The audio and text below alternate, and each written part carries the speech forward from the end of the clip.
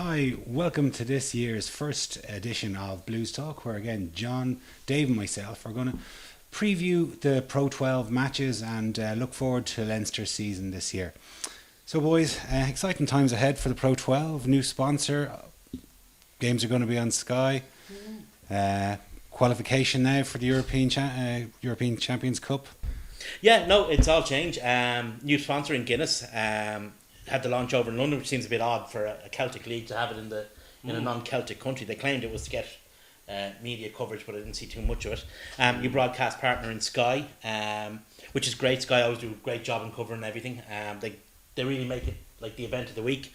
Only problem is that with the loss of RTE, it's not possible to watch the league in high def on free to air anymore. Well, bringing it over to London was a good thing as well. Well, they didn't pick up on it in the UK press a lot. It was if we could get a few people in the UK to watch it out of this, it'll be like doing with GAA. Well, hopefully we get a few people in the UK to watch it, like Ulster, Wales, and Scotland. Of course. Yeah, but there was like Paul Rees wrote an article about it. A couple of not so long ago, 6 months ago, he was slagging it off. So he was quite complimentary towards it in his piece. When I say the UK, I mean England, Dave. It's just you're not allowed to say that. But it definitely should help our league. Sky, you've just said it. Sky being the big factor. I don't know how the GAA. You probably know stats about that. How the GAA have gone since they've been on Sky. Whether it's broadened any coverage for them in the UK or England. It'd be interesting to see that. But if we get even a fraction of their coverage out of it, but anything has got to be better than McGurk and Hook. Oh, absolutely. Anything that takes Tom McGurk and George Hook off the air is okay by me. I mean, I would say one thing about Paul Rees and his coverage. He was the guy who said the ERC aren't fit for purpose. Mm-hmm. They're fit for some purposes, obviously. Yeah, like running a cup the way they did last year. I can't believe it's not. I mean, it's been a huge. Everything has changed over the summer. We've gone from a situation where we were in a European competition run by the ERC, sponsored by Heineken, to a situation where we're in a European competition run by the ERC, sponsored by Heineken. Yeah, it's a massive change. I don't know how I can. I can't get my head around everything that's different. I mean, I really can't. Yeah, but one thing is obviously it's going to be different is that the Welsh seem to have got their house in order or slightly got it in order. They've got an agreement anyway, and we'll see how that pans out. But hopefully, it will bring some kind of stability to the Pro 12. Ospreys are going to wait until the first chance they get to stab Cardiff in the back, because Cardiff stabbed them in the back over Adam Jones. It's just Wales. Basically, all you do is every agreement in Wales is just a poultice over a festering wound. The only way they could fix that is by getting rid of all the Welsh people. It's a bit of a drastic solution, Dave. But it's the one thing that hasn't been tried. I see where you're coming from. Definitely, the situation in Wales is going to help. Whether it's a solution or not, it looks like the regions won everything they wanted pretty much. And what did the union get out of it? Not a whole lot. They brought back A games, one a year. One A game a year, yeah. Wow, yeah. Massive. They kept the non-Welsh players down to 6 plus 2, which is what it was anyway. So no gain there. But they aren't going to kick up a fuss over the fourth game. Yeah, well, that's big deal. But couldn't you argue the same really about what happened in the European Cup, that the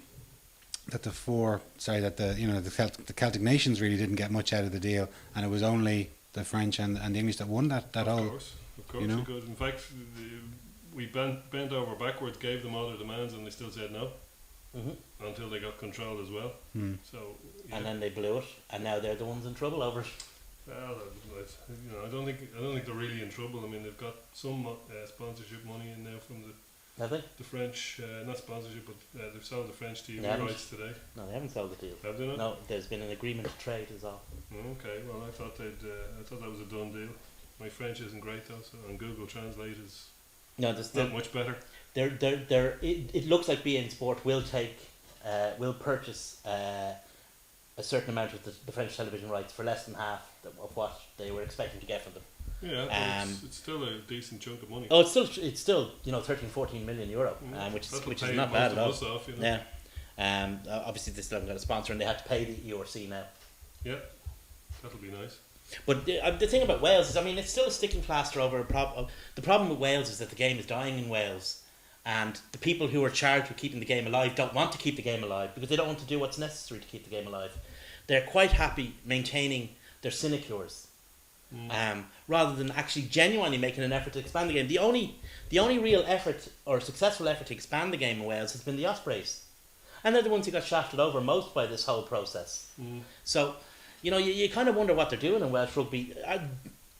Is their aim... Wales have always seen themselves to a certain extent to be the Northern Hemisphere equivalent of the All Blacks, in that rugby is the life and soul and breath of Welsh rugby, or of Welsh life. And it's not just a push boys And game. it's not just about... But what Wales are doing is they've stopped trying to aiming for the All Blacks. They seem to be aiming to be Scotland.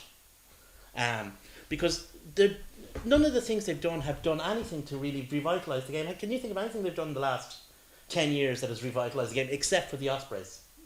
Well, They've contracted the game, indeed, by... You know, they've shut down one of the regions. We've said it before. The only way to grow the game in Wales is to scrap the four provincial teams and go back to the... Like, it doesn't benefit Celtic I rugby. don't think that's possible at this stage. Possibly not. Because you're going to end up with supporters of the current regions But there's against so supporters of possible new regions. but there's so against few of them. supporters No, of- but they should just go back to the whatever their numbers of teams that they used to play in the old Principality. Just to bring it back, what Wales have done is they've managed to... a money-shaped sticking plaster over what is still, I believe, to be a significant wound. It's grand until the next time there's a problem, and then it'll all come up again. I'm afraid so.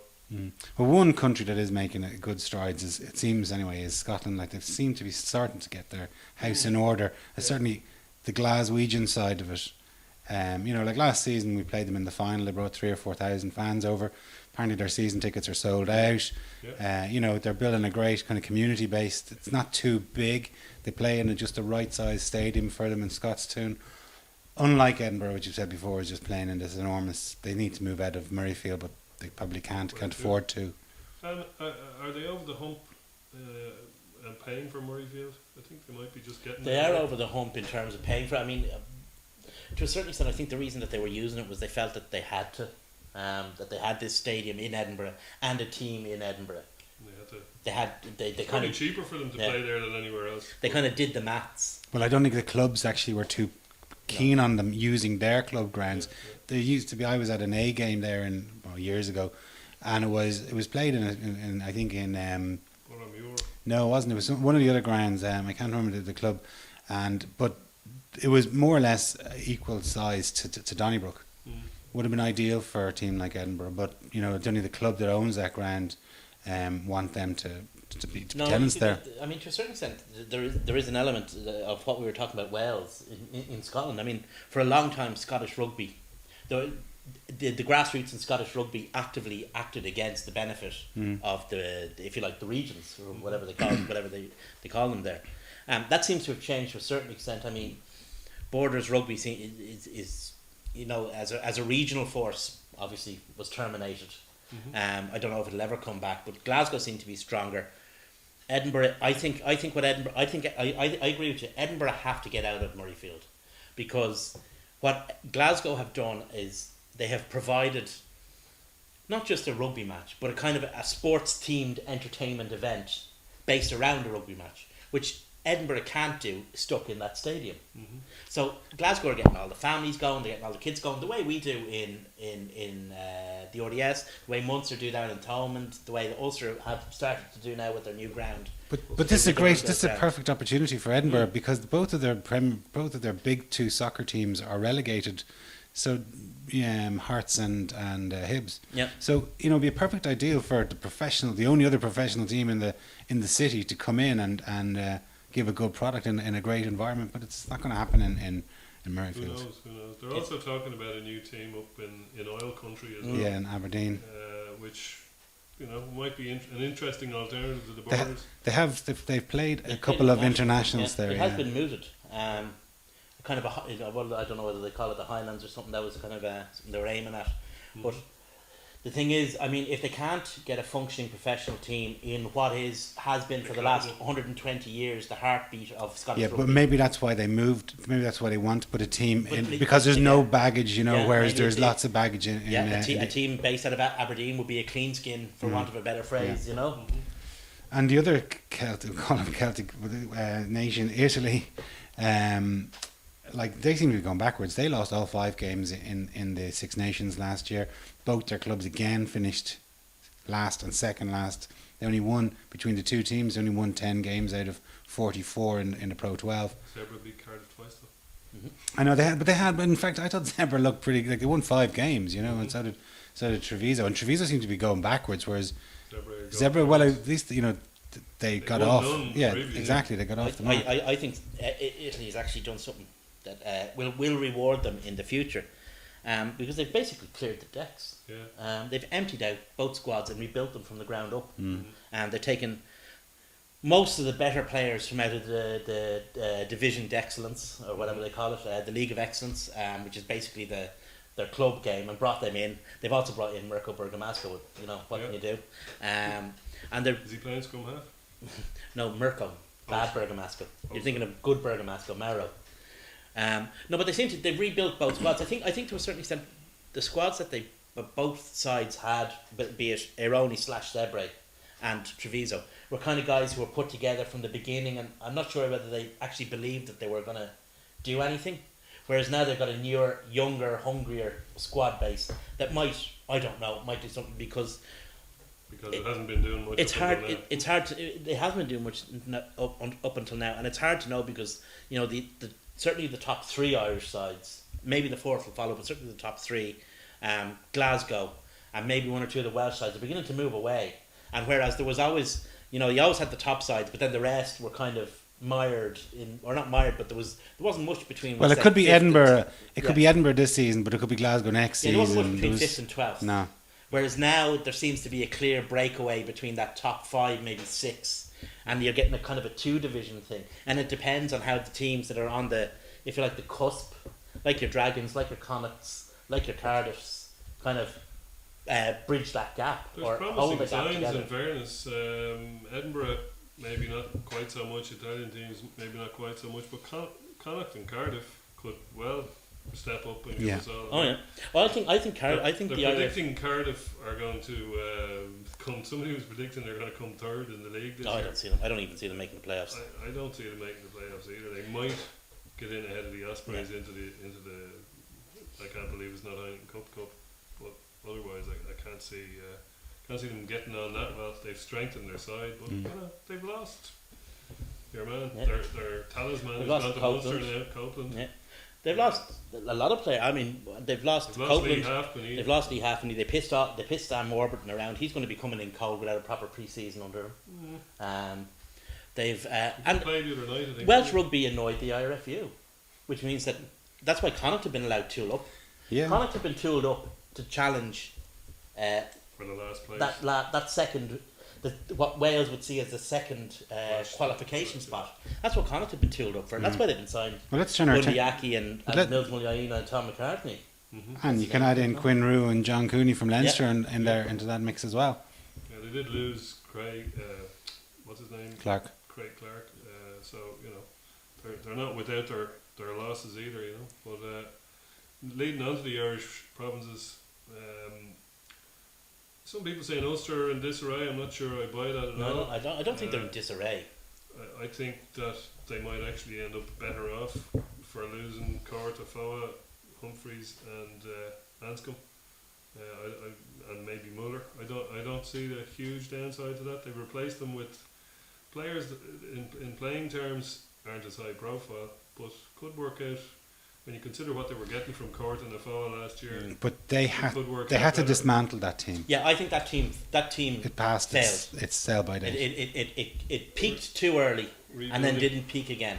That was the problem with it. Well, like they were, it could have happened for them only Jared Payne's red card. It could have. It certainly could have done. But I mean, there are lots of could haves. But that was its last chance.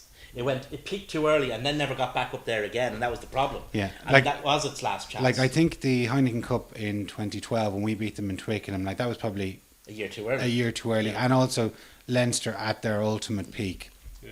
And then it The didn't following happen for them. the following season, having to move the Pro 12 final from Yeah. Belfast down to Dublin, a disaster for them because Yeah. that was a quite. They may well have won it as well. Well, that game was on a knife edge, and I think probably at the end might have been just home advantage sneaked it for us. Mm-hmm. And then they lost a crucial game last season in the semi-final against us. Plus that red card decision in against Saracen signing. Which they could well have won.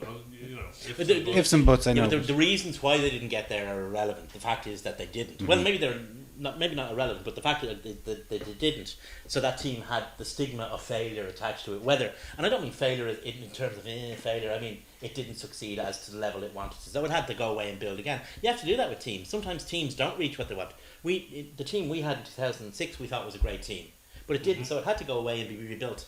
And by rebuilding, it doesn't mean replacing all 15 players. It means replacing key guys in key Strategic. positions. Strategic, exactly. And that's what Ulster have done. And possibly a coach. And possibly a coach. The question is, around the coach, I think I've long been, I'm not entirely certain about Les Kiss. I don't know. I think he's certainly a very good defensive coach. I'm Yeah. not sure about how he's going to do as a head coach. Yeah. That's the question. I think I think he could be quite good. How long he's there for is the question. How long he's going to. And obviously, from Ireland's point of view, we hope that he doesn't spend too long there, or we're going to be missing him for Ireland. But and possibly for Ulster as well, they want to get somebody in more permanent in there as quickly as possible.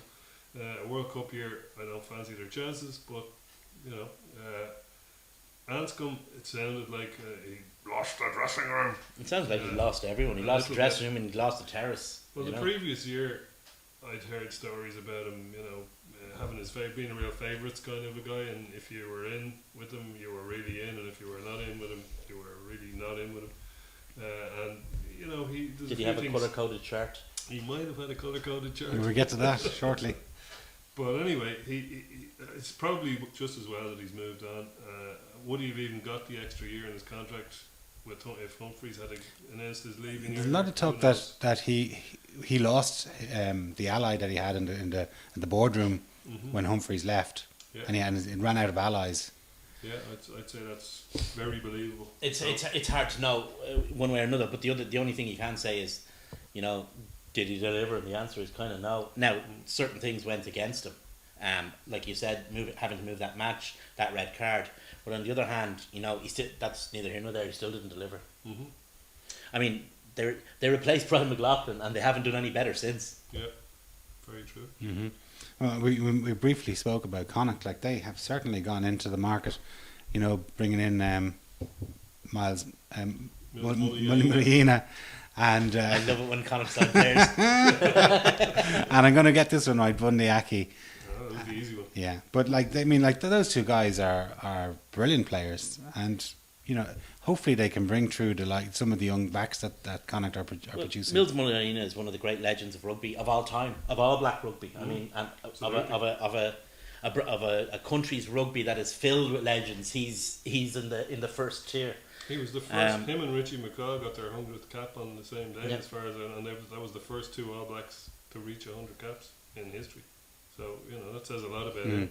Hopefully now, what he seems to be doing is, I mean, he's not necessarily there to be the answer to all Connacht's woes in their backline. What he's there to do is, obviously he's still a very, very good player. Yeah. So he's there for that. But he's also there as a mentor. And because Connacht do have young players who, have on occasion, say for example last year against Quins, looked rudderless and leaderless. Yeah. And he's there to maybe add a rudder, maybe be a leader that we thought Dan Parks would be, but never quite was. So a bit of a mentor as well to show them the ropes, and because Connacht don't have that within their squad. Turning our attention then towards the mentally weak and the gravy trainers. A bit of a shocking start to Foley's management. Well, hopefully it blows over and we get on to seeing what they're like at rugby. I don't think Dave wants it to blow over, do I you? don't think so. But, hey. Oh no, it's not a matter. I just think. I mean, Foley, to a certain extent, carried a campaign on in the background of the media against the last two coaches. Now he's getting a bit of a taste of it. Yeah. The ironing can be quite delicious. There's something to be said for that. And there's also an element of you and I and everyone else in Ireland through our ticket money, through our jersey money, is putting money into keeping the 4 provinces going, and they can't even hire somebody who knows not to send an attachment to everyone in the fucking squad.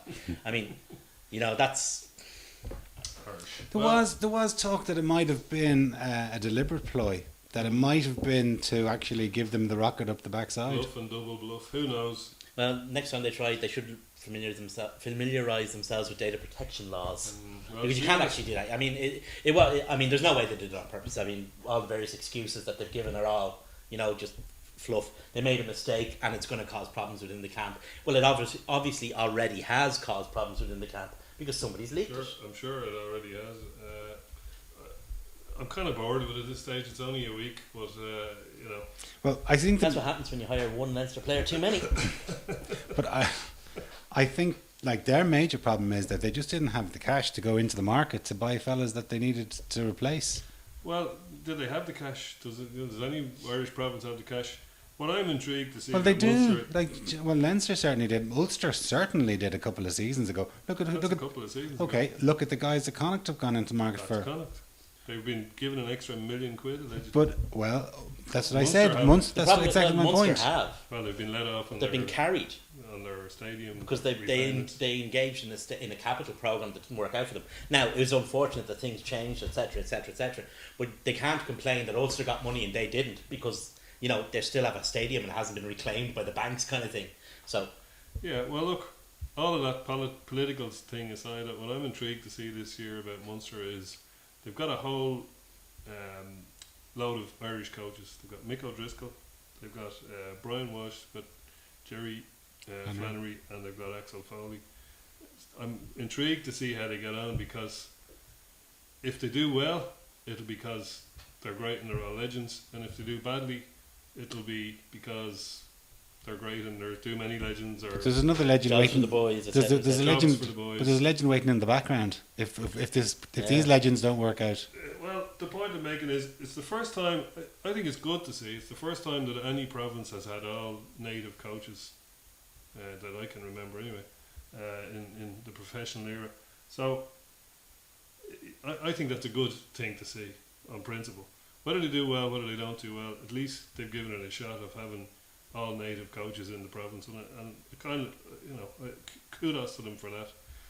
Of course, as a Leinster fan, I'd probably be quite happy if it doesn't work out. But It's terribly when they're worthy playing of us, them. at least. It's very worthy of them, but it won't make a difference where their coaches are from if the players that they're coaching aren't up to it. And the question is, are the players that they're coaching up to it? They have Yes made. and no. do we not have a document that we could look at this and find out? Is Well- it going away, boys? They've made a couple of signings.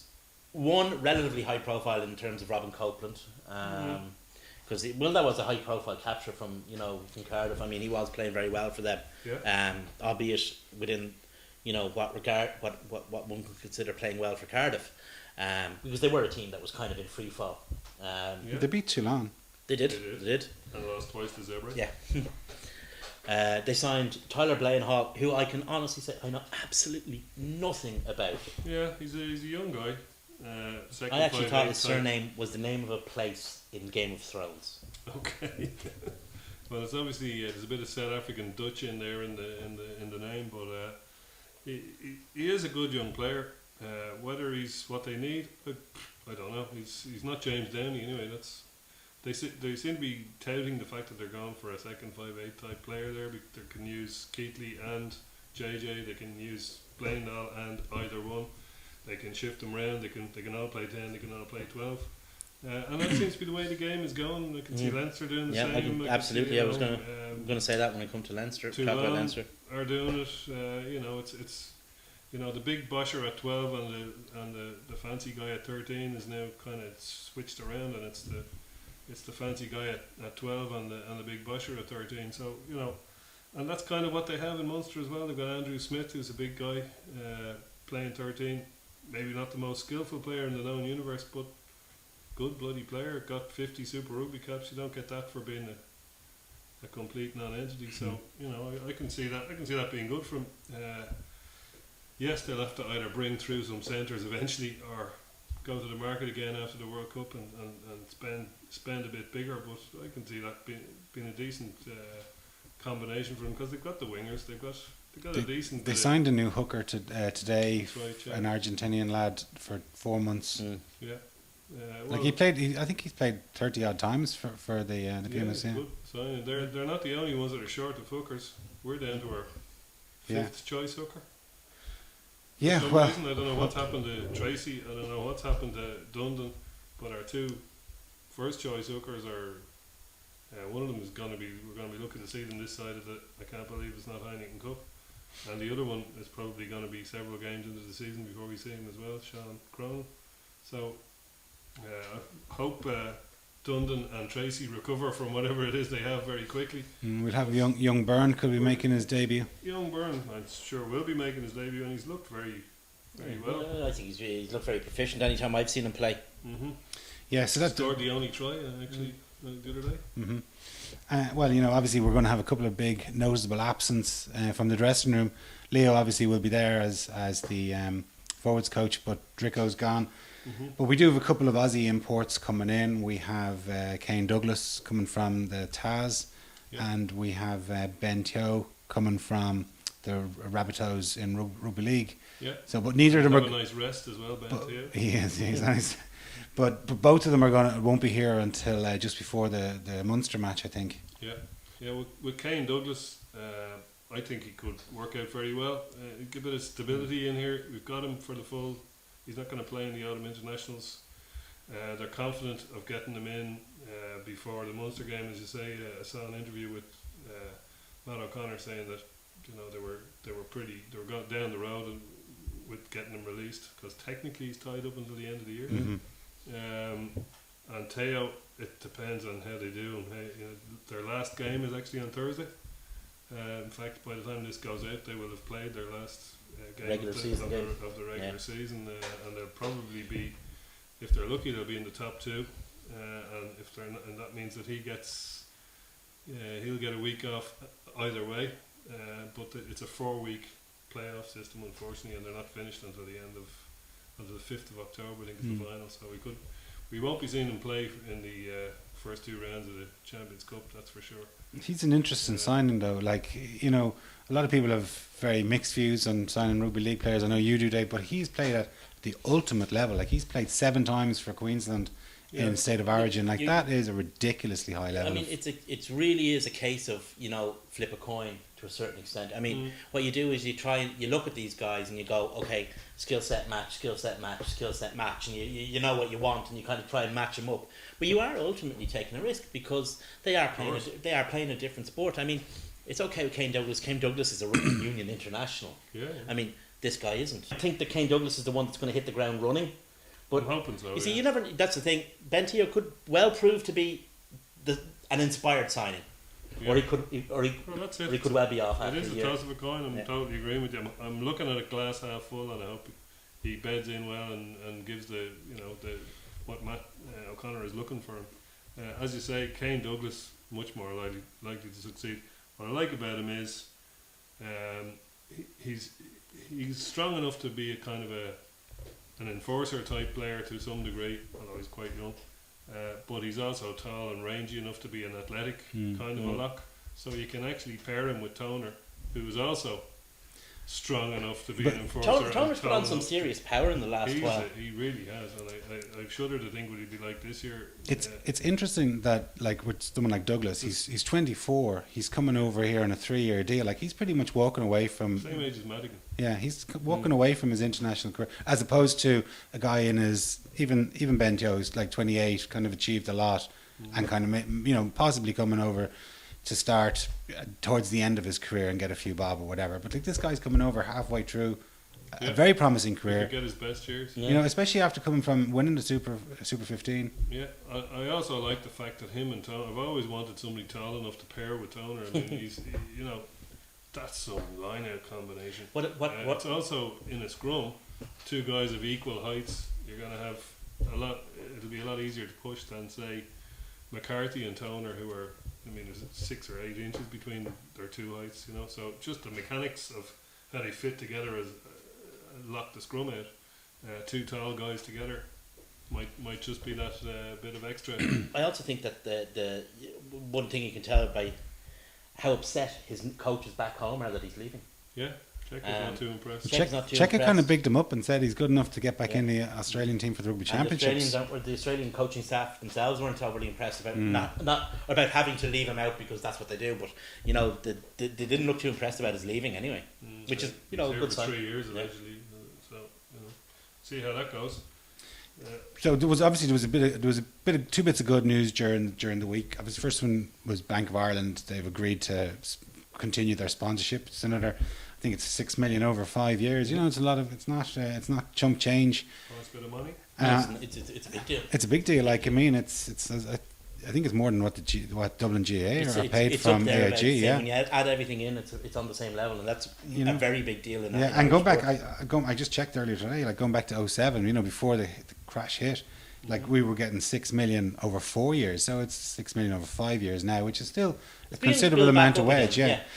And of course, the other bit of great news was that there's big rumours going around. Obviously, it's not signed, sealed, and delivered. Is Sexton talking about, or there's certainly a lot of talk about Johnny him coming back. for Leinster next season. Yeah. I don't have any doubt about it. I don't think you do either. But like he No, I don't. certainly in any interviews I've heard, he made it quite plain that Come get he'd me. come get me. He wanted to come home, and it was if cash was right. Yeah, I'll be quietly confident that you'll see him wearing blue next season, which will be interesting. I'd be loudly confident. Which would be interesting in the context of our ongoing Madigan versus Goppert. Well, Goppert's gone after the second year. You got to guess. His contract is up, yeah, and if Sexton's coming back, then yeah. But you see, Goppert's going to be over 30, and whether the IRF you're Yeah. going to sign off on Well, signing a guy over 30 anymore. see- Technically, it's against the agreement, but the agreement doesn't really exist anymore. Yeah. So it's a case by case. I could see us keeping the other lad Kirshner and losing Jimmy Goppert. You see, for all we know, by the time that Johnny does come home, the conversion of Madigan into a centre, for example, could be Could well be happening. could be complete, or could be so far down the road that we do actually need another. Well- But then again, Cathal Marsh could be coming through. Yeah. So Yeah, but- I actually don't see Goppert staying No, he definitely No. don't. on any level. I mean, whether leaving Madigan aside, I don't see Goppert staying because I do see Cathal Marsh coming through as another option. So, I mean, not that Goppert. I actually think he's been quite a good player for us. Yeah. Goppert. I think it all depends on how. He's the I know more it's something that steady we're. Eddie of a 10. You can Yeah. rely on him a bit more to control the game. I know something that we're coming to in terms of discussion about how the Leinster, if you like, half backs, 3/4 will line up this season. So, but a lot of what happens in terms of Madigan, Cathal Marsh, Jimmy Goppert, and Johnny Sexton kind of all ties into that. Well, there was obviously with Sexton coming back, there was a lot of talk, you know, last season, a lot of doom and gloom that we were going to lose a lot of our best players to France because of the cash, and we have actually lost a lot of players, but they seem to be A tier sort of down. a tier down. You know, I just have a list of a few. James Coughlin's gone to Poe, Fogarty's gone to Agen, Dave Nolan from Connacht's gone to Bourgoin, and Mark Flanagan gone to some other crowd in the Pro Not D2. Marsan, isn't He's moved, I think, within France, as far as I know. Yeah, but like, you know, there's a lot of, as you said, the second tier lads are. Johnny Sexton's brother. Johnny Sexton's brother, there's another gone lad, to yeah. Exeter now. He's on trial, I think. for Exeter. You had kind of 2 or 3 things happen at once. Obviously, Johnny went, which proved it could be done. Yeah. In the it kind of proved to the RFU that a player will go. It proved to the French clubs that a player will come to them. So the RFU kind of went, okay, we have to up our game, and they did, and they kept. I didn't think they. I thought of the next, if you like, the next 3: Healy, Heaslip, and O'Brien. I thought they'd lose at least one of them. I was convinced that they'd lose one of them. We came very close to losing Yeah, one of them. but they People don't stayed. realise how close. But they did stay. But they stayed, and that's the important. But now Murray's up, and you wonder what his crack is, you know, because if you're whatever about, you know, Leinster they've been winning, they've got the mentality, they've got the facilities and whatever.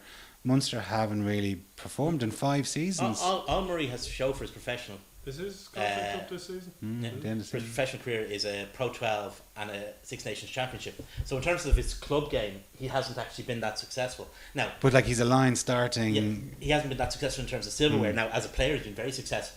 And the problem for Munster is, he is the style of scrum half that would be successful France. in France. That he's I know it's a thing that's been said about him before, and it's not really accurate. That kind of Mike Phillips style of scrum half. That's because he's tall and he's That's dark. because he's tall and dark. I know, It's yeah. a bit of a hit, you But know. he is a very good footballer. He's an all-round footballer, and that's what they like their scrum halves to be in France. I think he could be successful. I think he actually could be successful even in South Africa as well. But they're not going to have the money to challenge. I think he's the exact style of South African scrum half. They're not going to have the money to challenge. I think he could go. I don't think he will. I think the IRFU have made a decision that look, you got to keep We're your keeping halfbacks in Ireland. Yeah. I think you can afford to let other things go, but I think you got to keep your halfbacks here.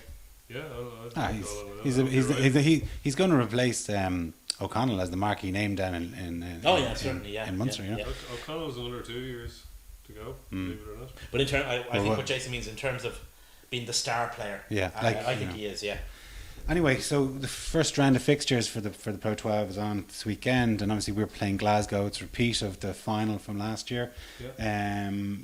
We feel a very strong team against Ulster. You got to guess that a lot of those guys are going to feature again. Yeah.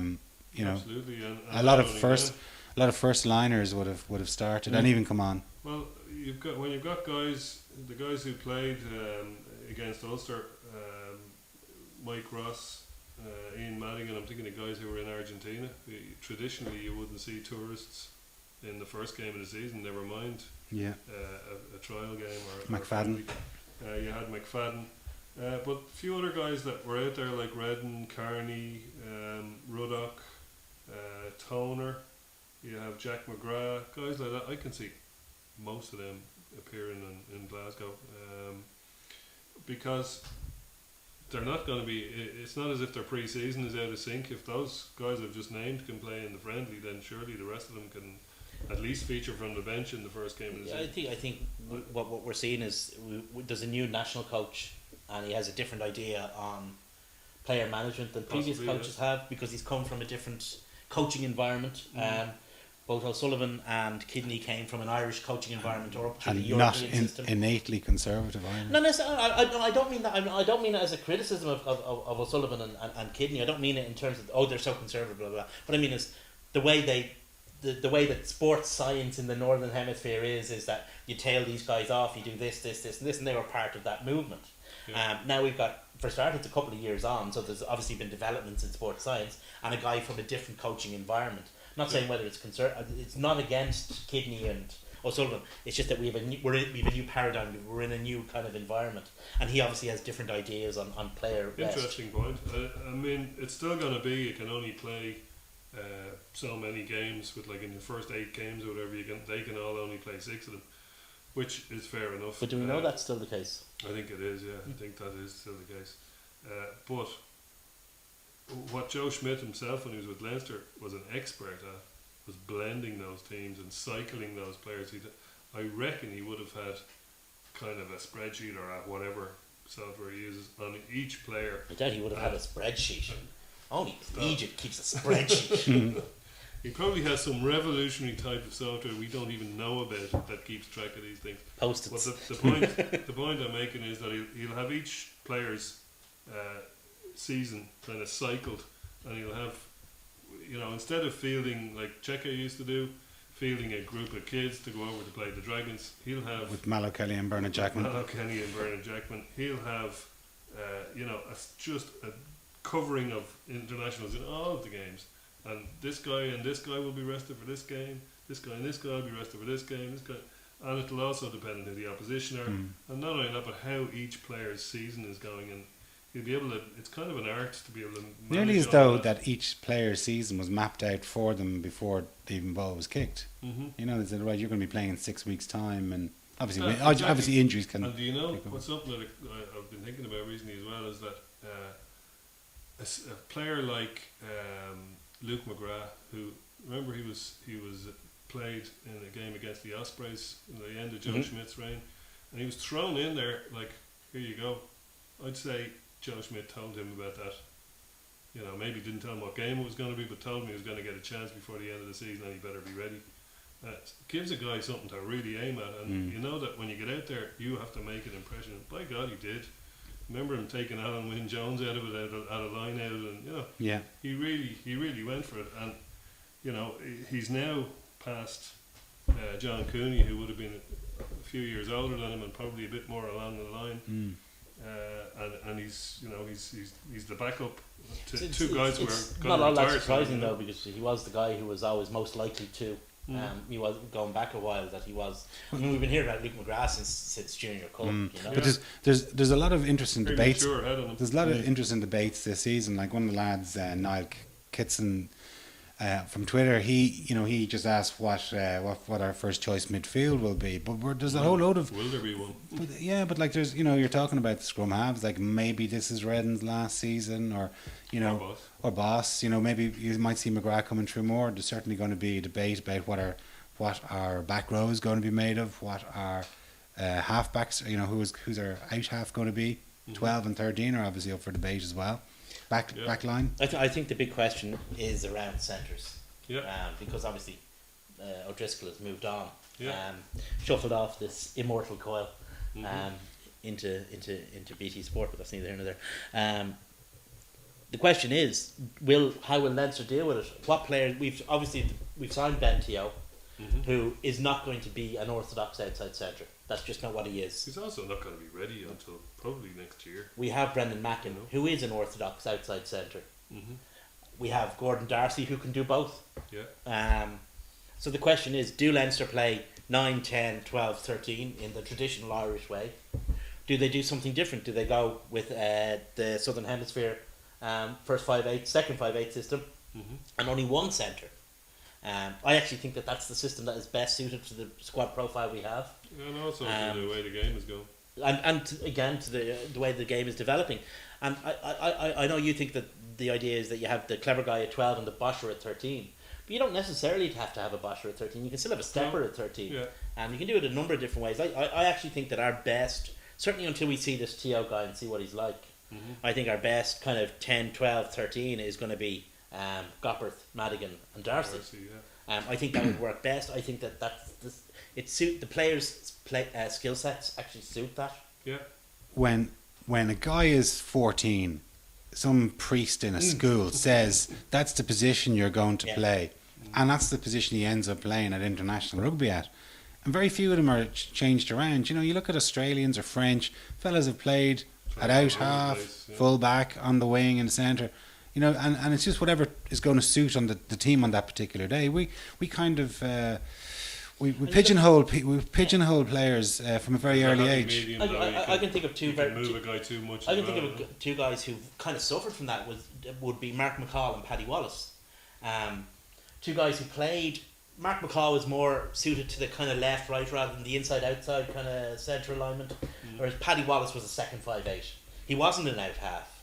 That's just. And he even played fullback. That just wasn't it. He certainly wasn't a fullback. I don't know why he was being played at fullback. Because he wasn't. But he was the classic second 5-8. And people always said, why does Paddy Wallace get into the Irish team? Because he's the only player in Ireland who actually plays in his position. He was the only one we had. Now, fortunately, thanks to a bit more adventurousness from various coaches at age grade and senior level, now we have guys. There's lots of guys. There's guys like Stuart Olding. There's Reid. There's Mackin. There's JJ down in Munster. There's lots of guys Madigan. did I not say Madigan? Sorry, Madigan. I meant to say Madigan. Sorry. There's guys who do fill that role all of a sudden. I'd like to see players developed that can play across a few positions and that can shift around. And in fairness, we've got them in spades. I mean, all of the ones we named. Fergus McFadden can play. I've seen him play everywhere bar full back and out half. Luke Fitzgerald, I've seen him play all those, including full back. There's Madigan has played a full back at 10, at 12. Could even play him at 13. Now, you said that we shouldn't be too high, Ben, but you can't go the other way either. You can't have a guy playing a different position every week. Yeah, they're not a bunch of hippies, Jason. There is a nice happy medium. There is. Obviously, you want a guy should. Obviously, you want guys to build up a certain kind of consistency in a position. But what Jason says is right. It's kind of the guys. By the time they come to the senior team, they shouldn't be pigeonholed. They should have had the opportunity already before they get into that kind of senior professional rugby. They should be experienced players. I mean, they're supposed to be the best players in the country, kind of thing, to reach that level. They are. So anyway, our opponents on Saturday is Glasgow. They've had they've lost Cusseter, but they've signed that great Rhubarb. They've lost Rory Jackson. and that great Munster centre. They've signed Yeah. Mr. Downey. So Well, James Downey could be a good player for them. You never know. Bit of solidity in the 12 channel. He's not the fastest man in the world, but he does what he does, and he got Northampton over the gain line for years and years. I don't think he was used particularly well by Munster. No, I think I was about to say that he was I mean, bypassed I think the he whole is a time. one-trick pony, but it's a trick he does really well. Yeah. And Munster didn't seem to want him to do that trick, which was a weird thing to do. Because the only reason you'd sign James Downey is because of that. Exactly. Their pre-season games show that there are a few injuries in the front row, I think. So they could be. Ewan Murray is fit, so he's gonna, and the game isn't on Sunday. So he's looking good to start. They're stuck for hookers like us, but otherwise, how many of their frontline players are going to be back? The likes of Hogg and Maitland, and I don't know that any of them will be back. They didn't play any of them in the pre-season games.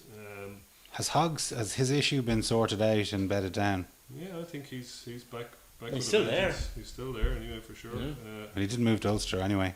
No, They're lacking a little bit in the back row, maybe as his well. spiritual home. I'm not sure how that's going to go.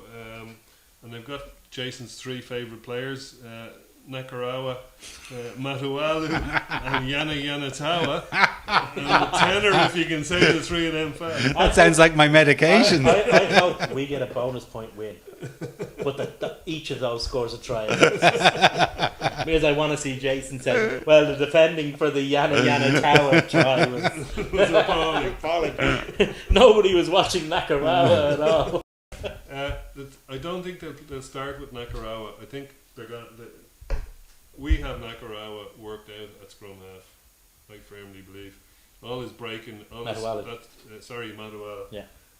All his breaks are close to the ruck.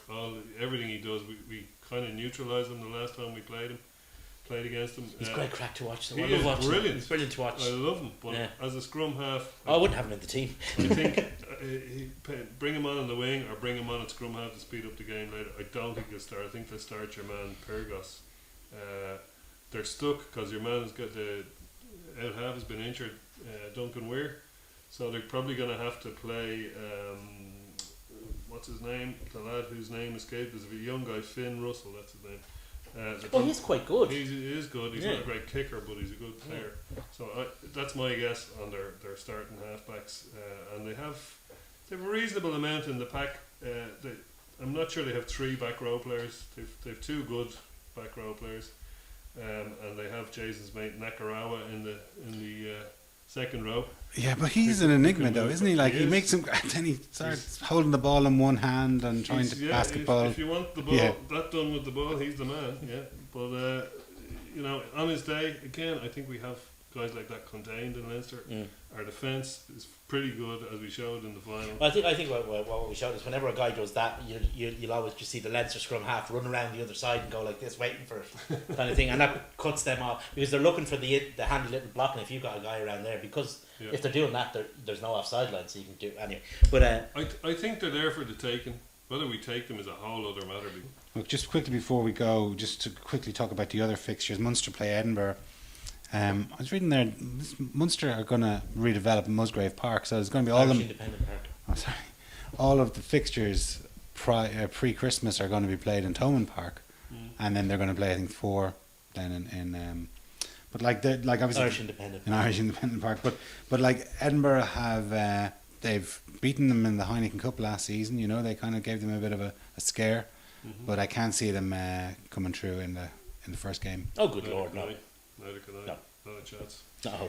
Scarlets take on Ulster, and Craig Williamson asked about Simon Easterby going on from the Irish, going to the Irish position from head coach at Scarlets, and obviously Ulster have a new head coach in Les Kiss, so it's going to be both first games for them. I don't see Ulster losing. Really? Not the Scarlets. No. In Scarlet, yeah. God no. No.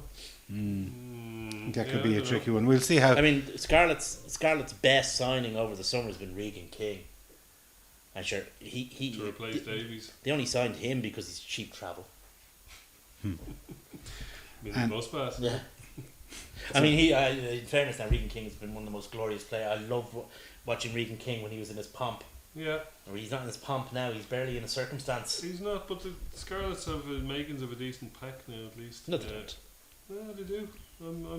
Compared to what they owe, it was their weakest. It was their weakest aspect, and I think that they're a lot stronger in the pack than they were 2 years ago. Whether they're going to beat Ulster, I think they might do it at home. Unless Ulster don't take it seriously, No, they're I gonna don't do see that. it. I mean, Ulster have. They look pretty serious against us. Yeah, the they other day. did. Yeah, and they've got lots of young players and guys who were injured, like say for example Stuart Oling coming in back. Just broke a And- finger again. Yeah. In fact. But they've got all these guys coming back. The new lads coming in like Van der Merwe and what's his name, Herbst. Herbst and Louis Ludick. Yeah. I think they're going to be. I think they'll have far too much for Scarlets. Yeah, well, you could well be right. It's just the fact that their Scarlets are at home is the only thing that's making me think They that. were at home last year. Another Irish Welsh game is Connacht against the Dragons. Yeah. Muliaina is out injured with his elbow, but it's going to be Ben Aki, his first home appearance. This game previously would have had all the charm of a bum fight. Yeah, and well, it's not it's not on the it's telly, not on so- telly at all. So But what I said previously, I think this year this could be like this might be interesting game, yeah. an interesting game because Dragons were showing signs last year that they were, there was something there, They were lacking a front row. They were Never- seriously lacking a front row, and it was killing them. I mean, they were. I mean, it was literally costing them 7 to 14 points every single match. They were losing in terms of penalty tries because they didn't have a front row. but this will give us a good gauge of where the Irish fourth team is Yeah, it versus will. the Welsh fourth team. Yeah, it will. I think this could be. It's a game I'd probably enjoy watching. It could be one of those games. A couple of years ago, I mean, it would have been an absolute drudge fest. But this year, I think it could be a really good Be game. very interesting. Hard to call. Pity we can't see it. I'm going to go with Connacht because, I mean, to be perfectly honest, the IRFU have been feeding Connacht for this specific purpose. Yeah. For taking out these Welsh Yeah, well, teams. these are the games that they have Yeah, to win. yeah. Well, anyway, lads, thanks a million. Interesting as ever, and thanks a million for watching our first episode. Cheers. Bye.